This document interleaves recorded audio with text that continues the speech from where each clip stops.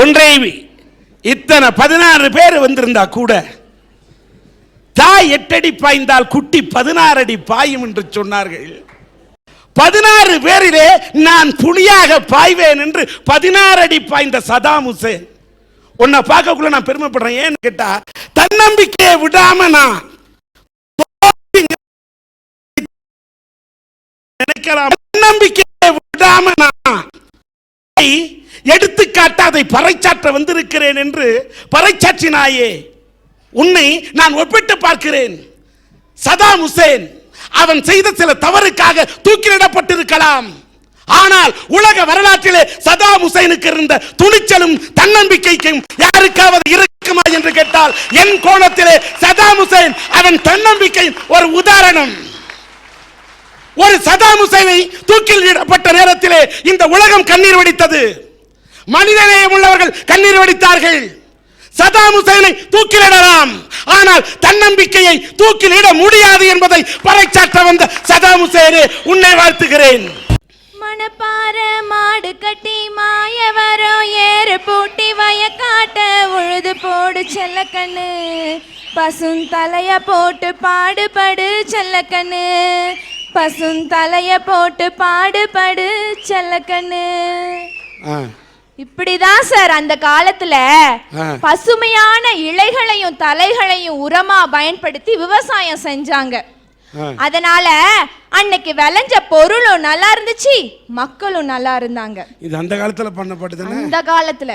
சரி சரி. ஆனா இன்னைக்கு செயற்கையான ரசாயன உரங்களை பயன்படுத்திட்டு இருக்கோம் சார். இந்த செயற்கையான ரசாயன உரங்களால எத்தனை பிரச்சனை தெரியுமா? எடை குறைவா குழந்தை பிறக்குது, பார்வை கோளாறு, சத்து குறைவு. இதுக்கெல்லாம் காரணம் ரசாயன உரங்களால விளைவிக்கப்படுற பொருட்களை சாப்பிட்றதுனால தான் சார். குழந்தை பெத்துக்க வழி இல்லையேன்னு மலடாகி போயிட்டோமேன்னு துடிக்கிற இதயம் நம்மளுடைய பாரம்பரிய நிலம் மலடாயிட்டு இருக்கே, அதை நினைச்சு ஏன் சார் துடிக்கிறதுல?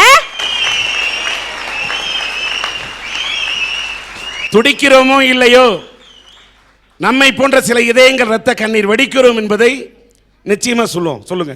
நன்றி சார். திருப்பூர் பக்கத்துல நிறைய சாயப்பட்டறைகள் இருக்கு, எல்லாருக்கும் தெரிஞ்ச விஷயம். இந்த சாயப்பட்டறைகள் இருந்து வெளிவர கழிவுகளை எங்க தெரியுமா சார் விடுறாங்க? பக்கத்துல இருக்கிற நொய்யலாறுங்கிற ஒரு ஆத்துல விடுறாங்க சார். இந்த நொய்யலாத்து மூலமா அன்னைக்கு ஆயிரக்கணக்கான ஏக்கர் பரப்பளவுள்ள விவசாய நிலங்கள் எல்லாம் விளைஞ்சிட்டு இருந்துச்சு. ஆனா இன்னைக்கு அதே ஆற்று தண்ணியால அத்தனை நிலங்களும் பாழ்பட்டு மலடாகி போய் கிடக்கு சார். அந்த பாழ்பட்ட நிலங்களை, மலடாகி கிடக்கும் அந்த நிலங்களை மீண்டும் சரி செய்ய வேண்டும் என்று சொன்னால் எத்தனை ஆண்டுகளாகும் தெரியுமா? 100 ஆண்டுகளாகும். பாழ்படுத்துவதற்கு சில ஆண்டுகள் போதும், பதப்படுத்துவதற்கு இன்னும் 100 ஆண்டுகள் ஆகும் என்று விஞ்ஞானம் சொல்லுகிறது. இத அரசு கண்டுபிடிச்சி சாய கழிவுகளை தண்ணிக்குள்ள கலக்காதீங்கன்னு தடை போட்டாங்க. ஆனா அவங்க எல்லாம் என்ன தெரியுமா சார் பண்ணாங்க?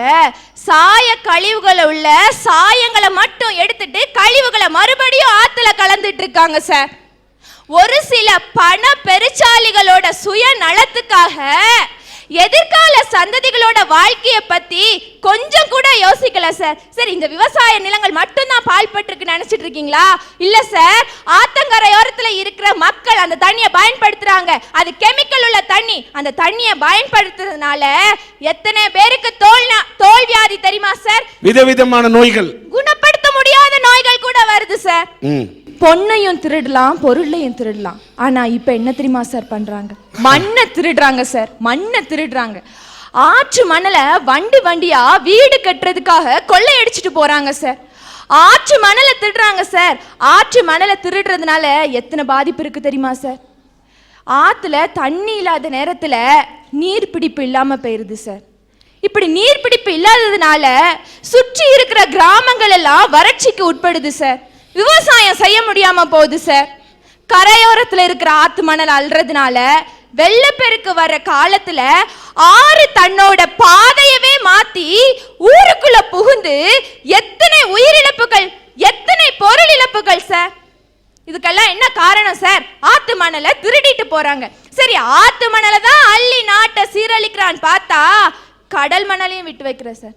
கன்னியாகுமரி மாவட்டத்துல கொளச்சல் பக்கத்துல மணவாளக்குறிச்சிங்கிற ஒரு ஊர்ல கடல் மணலை திருடுறாங்க. ஏன் தெரியுமா?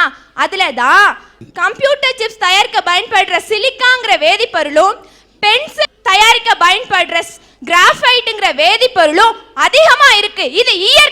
இது இயற்கை நமக்கு கொடுத்திருக்கிற பெரிய கொடை சார். அந்த இயற்கையை திருடி வெளிநாட்டுக்கு வித்துட்டு இருக்காங்க சார். கடலுக்குள்ள இருக்கிற பவளப்பாறையை திருடுறாங்க சார்.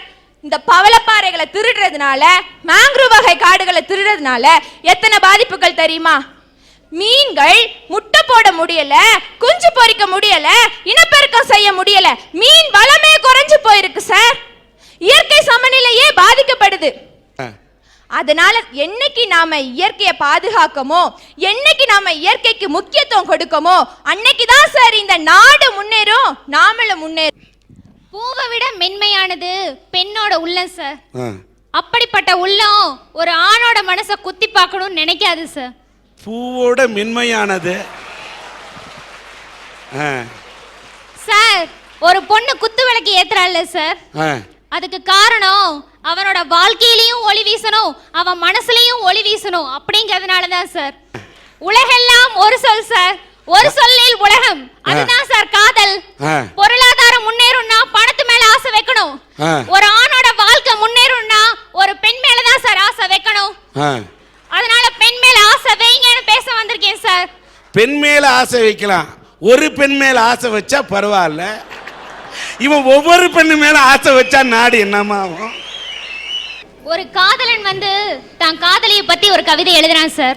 அவ கோவிலுக்கு போறப்ப சாமி கும்பிட்டு இருக்கிற அந்த பொண்ணு, ஒரு தெய்வம் கோவிலில் கல்லை வணங்குகிறதே அப்படின்னு. அந்த பொண்ணு தான் அவனுக்கு தெய்வமா சார். ஒரு நிமிஷம். அதாவது அந்த பொண்ணை தெய்வம்னு சொன்னான். ஏன் சொன்னான் தெரியுமா? தெய்வம் நின்னு கொள்ளும்.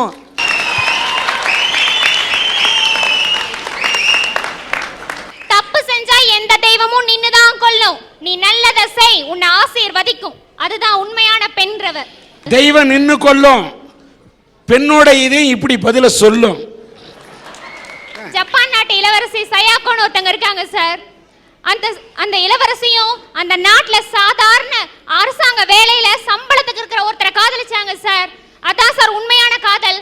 அந்த அரசு நியதிப்படி அப்படி ஒரு இளவரசி ஒரு சாதாரண குடிமகனை காதலிச்சா அந்த இளவரசி பட்டத்தையே திறந்துட்டு அவனை கல்யாணம் பண்ணிக்கணுங்கிறது தான் சார் அந்த அரசு நியதி.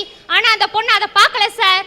நவம்பர் 15ஆம் தேதி அந்த மன்னர் சம்மதத்தோட தான் இளவரசி பட்டத்துக்குரிய அத்தனை தகுதியும் இழந்துட்டு தான் காதலிச்சவனை கரம் பிடிச்சா சார். அதான் சார் உண்மையான காதல்ன்றது.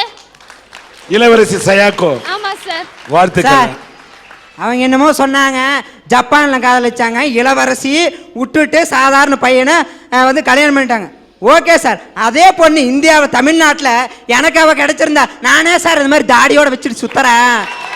ஜப்பான்ல இருந்த பொண்ணு இங்க தமிழ்நாட்டில் இருந்து நானே இப்படி பைத்தியக்காரனாகிறேன்.